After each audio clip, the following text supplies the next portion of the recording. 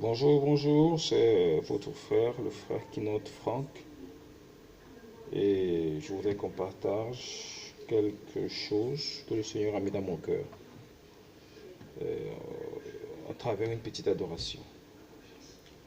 C'est une adoration du chantre Dick Lefata, un chantre camerounais. Je crois que certains le connaissent beaucoup.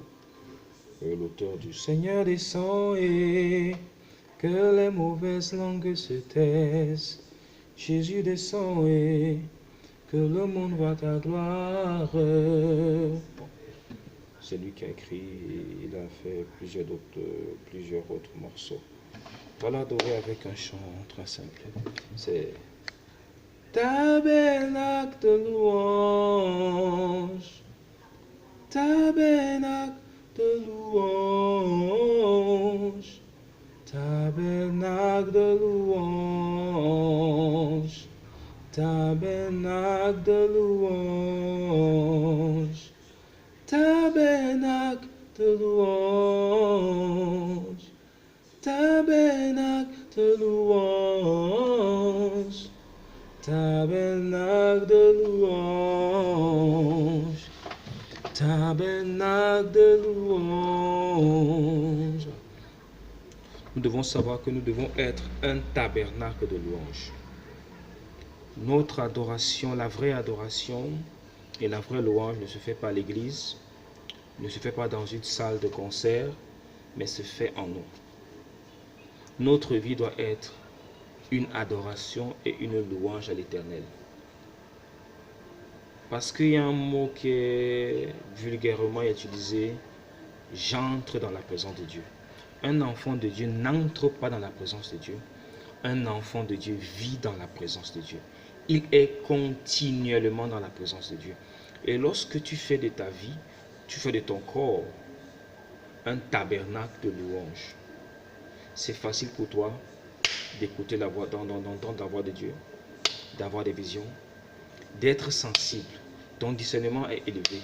Et quel que soit l'endroit où tu seras, quelle que soit la parole qu'on pourra te dire, et qui n'est pas inspiré par le Saint-Esprit, directement tu auras une alarme, une alerte dans ton corps, dans ton esprit, dans ta pensée.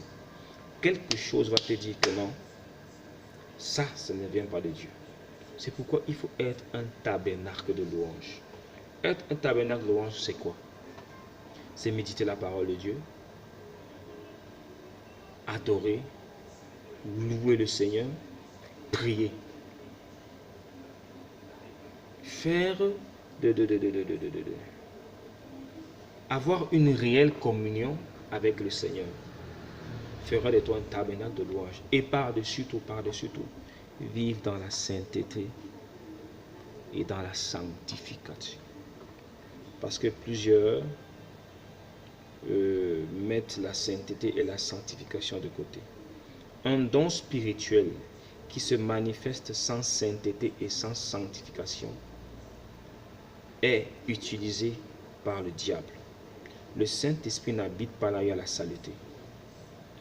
Peu importe les prophéties, peu importe la délivrance, peu importe ce que tu peux faire, peu importe le don spirituel qui peut se manifester en toi, si tu es dans la sainteté, si tu es dans la saleté, si tu es dans le péché, ce don n'est pas utilisé par le Saint-Esprit, il est utilisé par le diable.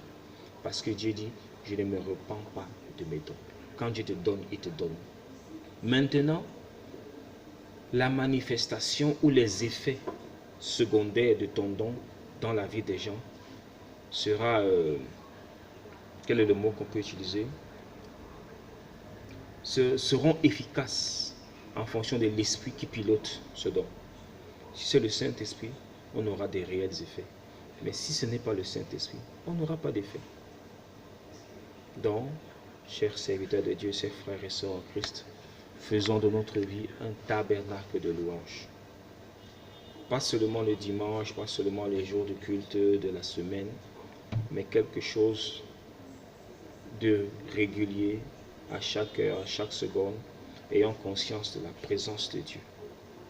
Parce que c'est cette présence de Dieu qui va faire en sorte que nous puissions grandir.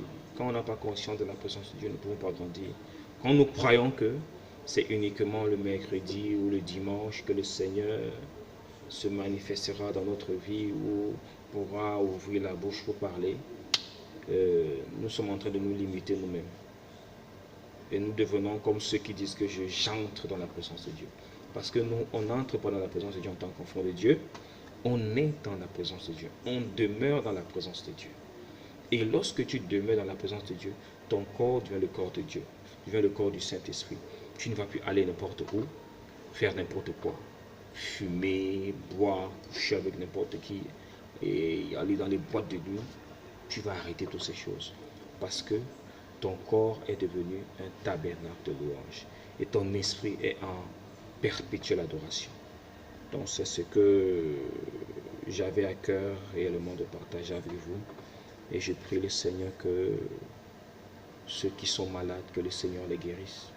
Ceux qui ont un souci, que le Seigneur puisse se manifester afin que durant cette fin d'année, qu'il y ait le sourire et que tout décret de mort qui pesait sur certains d'entre vous, dans le nom de Jésus, que ce décret de mort soit annulé.